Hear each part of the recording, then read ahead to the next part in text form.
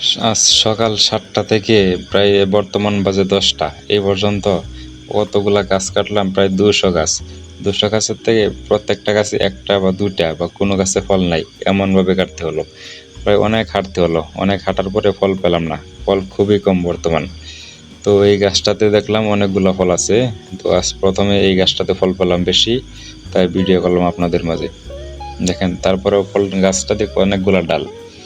এর আগে 2-3 মাস কোনো ফল হয় না হয়তো, তার কারণে ডালগুলা জমা হয়েছে। ফল হলে এতগুলো ডাল জমা হয় না, কারণ একটা ফলের নিচে একটা ডাল থাকতো। তাই ফল না হওয়াতে ডালগুলা জমা হয়েছে। তো সবগুলা ডাল এবং পাকা ফলের নিচে ডাল কেটে নিলাম, কেটে এবং ফলগুলো একসাথে কেটে নামিয়ে নিতেছি। তো দেখা যাক আর কয়টা বাকি আছে, এদিকে আছে আরও ফল কাটার বাকি। তো ডালগুলা কেটে নিলাম আগে। ডালগুলা কাটার পরে একটা ফল আছে এদিকে, ফলটাও কেটে নিলাম।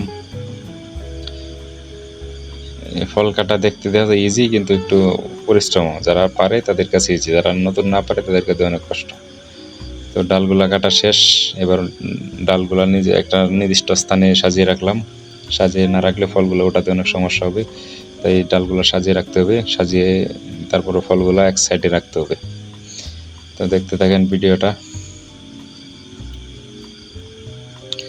অনেক ডাল, একটা গাছে প্রচুর ডাল হয়েছে।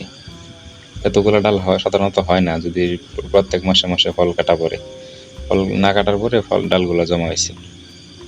দেখেন কতগুলো ফল কেটে ফেললাম।